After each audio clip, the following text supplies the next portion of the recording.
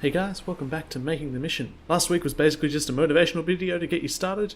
This week we're actually going to start talking about some details about making your mission. Specifically, we're going to be talking about difficulty and what to look for when you're adding things to your mission. Also, just before we get started, I've noticed that a lot of you guys who are watching aren't actually subscribed to my channel. It'll help me out a lot if I can get to 1,000 subscribers. That way I can start making community posts and polls so you guys can tell me what you like to see me make videos about. So if you haven't subscribed, feel free just to gently caress that big red button down there. And I feel dirty doing this. I feel gross. So I'm not gonna make this a regular thing. But you know, help a brother out. I don't know. Onwards, let's do the video. So, difficulty has many different aspects when you're making your Arma 3 mission. It can be things like the direct skill of the AI, or more indirect things like the asymmetry of the forces. You could have more enemies, or they could have different equipment. You can have things like single points of failure. I've already done a video on those, but I'm going to go over them again here. Respawns is probably one of the biggest things to think about when you're thinking about difficulty. Having no respawns obviously makes a mission way harder, but being able to respawn on your dead body is basically easy mode. Revives also can help offset that difficulty a little bit, and we'll have a chat about those, as well as resupply. So obviously your big important question when you first start making a mission is you've got to ask, how hard do I want to make this mission? And the answer to that is entirely up to you and the players you're making the mission for. You might choose to make a mission that's incredibly hard and you need to take several stabs at it to get it right, or you might make a mission that's designed for you just to romp straight through with your mates and just have good fun while you're drinking beers or something. Once again, it's entirely up to you how you like to play, how you want to do this. I'm just here to help you make these decisions along the way. One thing you should keep in mind though is you need to make it clear to your players the difficulty of the mission that you've made before you start playing. If you tell your players nothing about a mission and you intended it to be a hardcore, no revives, no respawns kind of a mission, you might get a few disappointed players saying, well, hang on a second, this isn't what I really wanted to play tonight. So with that, let's have a little bit of a chat about all of the different things that can affect the difficulty in your mission. AI skill is probably one of the most common things that gets cited by Arma 3 veterans. It used to be long ago that the AI were basically known to be aimbots. They'd snap around a corner and shoot you clean in the head without even having to think about it. Nowadays, that's not so much the case. There's been a lot of updates to the AI and the way that they shoot, and nowadays, normal AI tend to be about as accurate as your moderately skilled players. If you want to make your mission a little bit more difficult, look into turning those AI difficulties up on individual units, and if you want to make it more easy, turn it down. It's entirely up to you how you want to do it. Another important thing to think about is the force asymmetry in your mission, and what I mean by that is how different are your player forces and the enemies that you're placing down. So if you've got enemy forces that are wearing level 4 body armor and using 7.62 assault rifles, then you've probably made a mission that's designed to be a little bit more difficult for your players. That said, if the situation is reversed and you're fighting unarmored guys using small caliber rifles against players wearing full body armor and high caliber rifles, it's probably going to be a relatively easy mission. That said, you can offset it by changing the sizes of the forces. Generally speaking, what I tend to do if I want to make a balanced mission and the players have similar equipment to the enemies is I'll try to limit my number of AI to about 2 times the number of players. So if I've got 8 players, I'll have a maximum of 16 enemies in a firefight, assuming that they have the same equipment, of course. And another thing that's important to remember is that overall, players are going to start running out of ammo. So I'll try to keep it down to about 3 or 4 firefights before I give some form of a resupply. This way the players don't find themselves with an abundance of ammunition, but also they can run out if they're not too careful and they might need to adapt to the situation. Another important thing to think about is equipment disparity. Your players are going to have some way to deal with whatever challenges you're throwing against them. If you put a heavily armored vehicle into your enemy's forces, you need to have some way for your players to deal with it, be that avoiding the vehicle or destroying it with a rocket or something like that. And always make sure that you have multiple options for dealing with this. If your mission is to destroy that tank over there and you've given the players a single rocket to do it with, that's a lot of ways that the mission can go wrong. The player carrying the rocket could die, even worse, they could miss, and then what do? The mission has to be called a failure because of one mistake. Which moves us on, I guess, to single points of failure. Single points of failure are something that you really do need to consider when you're making your mission, because they can ruin it for everyone. The last thing you want to have happen is have players heading towards an objective in a vehicle that is the only way to deal with the objective. Say it's an IFV and it's needed to destroy an enemy IFV because there's no other way to do it, and along the way the tyres get blown off and you can't repair it. The mission has to be scrubbed, and it's not really a very satisfying ending. The players kind of feel robbed of the victory because it's not that they lost the IFV, it's just that they can't get it to the objective. So think about having multiple ways of dealing with the problem. So if the IFV is one way of dealing with it, put a few rockets in the IFV, and if it gets disabled, then players can take those rockets and carry on to the main objective. That isn't to say that you shouldn't have single points of failure, however. If you want your mission to revolve around keeping that IFV up, and if players don't take necessary precautions, they should be punished, then do that. I'm not saying that it's good or bad to have them, I'm just saying that you should be aware of it in case you didn't intend for that to be part of your mission. And also, reeling it back in towards the subject of equipment, I totally forgot to mention what happens if you have the reverse of the situation I mentioned. So, if you have players rolling around with IFVs, tanks, attack helicopters, and they're up against guerrilla forces, you need to add something to the mission to play to their strengths and make it so that it's interesting for them. Because it's not overly interesting to just mow down tons of enemies using the coaxial machine gun on a Marshal. So you might need to add some difficult terrain where the Marshal needs to dismount some troops and walk them forwards while it tries to navigate through the rocks. Or you could consider putting a minefield down and the players need to clear some of it to get through with the vehicle. There's a plethora of different ways you could make it interesting. Now onto the big topic of this, which will be respawns. I'm probably going to do an entire video on the different types of respawns and how you can set them up and what you can do with them to make them more interesting for your players and how to balance it out.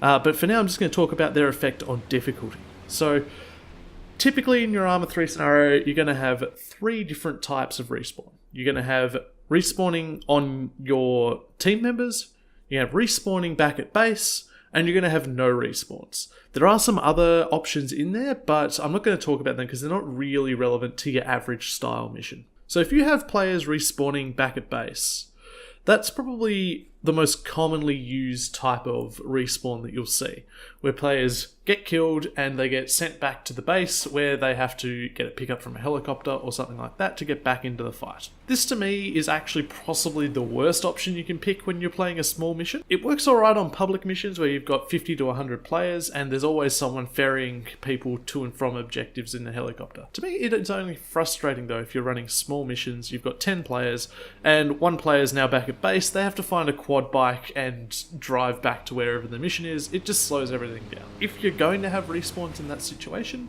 I'd recommend having the ability to respawn on team members, which is something you can set up in a module, and I'll have a chat with that about that in another video as well, setting up a module for team respawns.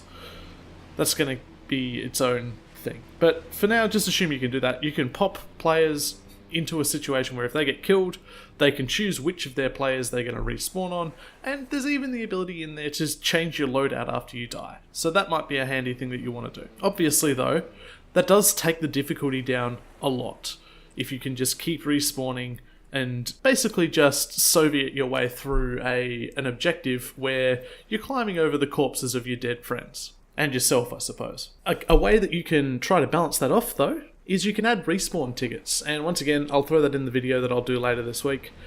Respawn tickets will probably be the best way to balance that kind of a mission out. So if you say, alright, I'm going to put 10 respawn tickets in, problem solved. Or if you want to get into a bit more heavy coding, I'm probably not going to do a video on this one this week, but I will add it to my list. You can set it up so that the players can set the number of respawns that they want in the mission parameters. And then that way, the players have a bit of control over the difficulty of the mission as well. Now lastly is the obviously hardest option, which is to have no respawns whatsoever. So if a player dies, they're dead and gone. Now, I'm not particularly a fan of this one, just because for me, it makes the game too punishing. Players make mistakes a lot, and sometimes armor happens. And if you don't know what I mean by that, just go look up funny armor moments, you'll see what I mean. It's really easy to get killed by random things in armor, and a lot of players don't find that fun when they get dropped by some random bullet out of nowhere or because they made a mistake, and then they're out for the rest of the mission. That said, it does appeal to a lot of people, so If you can find a group that is interested in playing hard missions like that, I'd recommend doing it. But keep in mind that you might want to run a few smaller missions rather than one big long 2-hour mission if you're choosing to have no respawns whatsoever. Another way that you could make no respawns and even respawning on players a little bit easier is by adding revives in.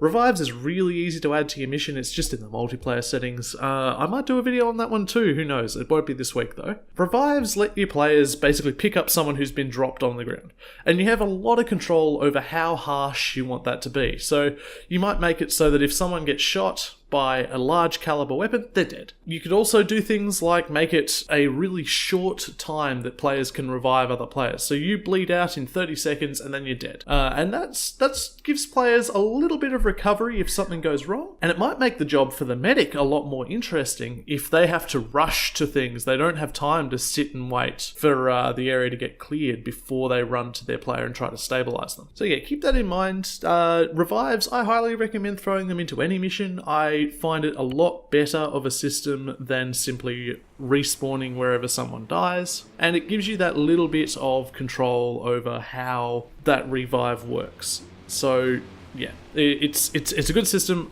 You know what, I will do a video on it. You'll see that one pop up in your feed at some point or another. Right, last thing to do with difficulty that I want to bring up, and that is resupply.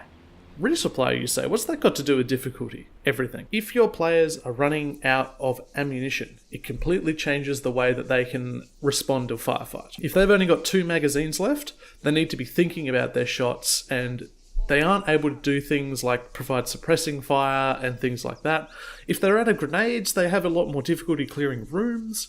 Basically, the longer that your mission goes on, the harder it's going to get for players if they don't have resupplies. Now, how you choose to allow resupplies is up to you. You might give players the same types of weapons that their enemies have, or at least weapons that use similar ammunition, so that they can pick up ammunition off of their dead opponents. That's actually a pretty good way to add resupply into a mission without putting in any overt resupply boxes and options there. It gives the players a bit more control generally. That said, it does also remove resupply as a difficulty element for the remainder of the mission. What I like to do is add in points in a mission where there are boxes filled with ammunition in pre-known locations. So these would be resupply caches or a vehicle that's dropped off somewhere that's got some ammo in it, stuff like that. I try to avoid using the resupply modules just because those can go wrong in so many ways. If you think that it would be interesting to give your players the option to call in for a resupply wherever they want, feel free to add it. I think I have a video on the resupply module. I actually might not. Alright, let's have a look here. Do we have a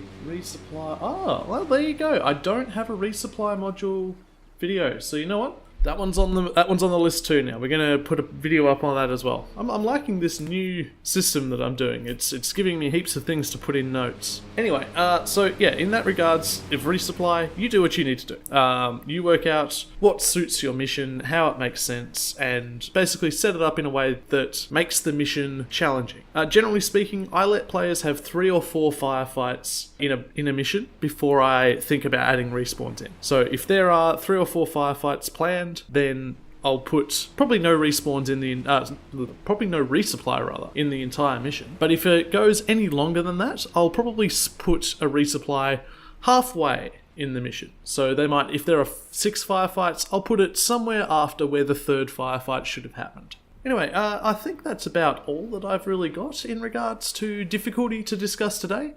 Feel free to let me know if there's any questions you guys have about difficulty, or if you think I've missed something. I'm happy to have a chat with you down in the comments below.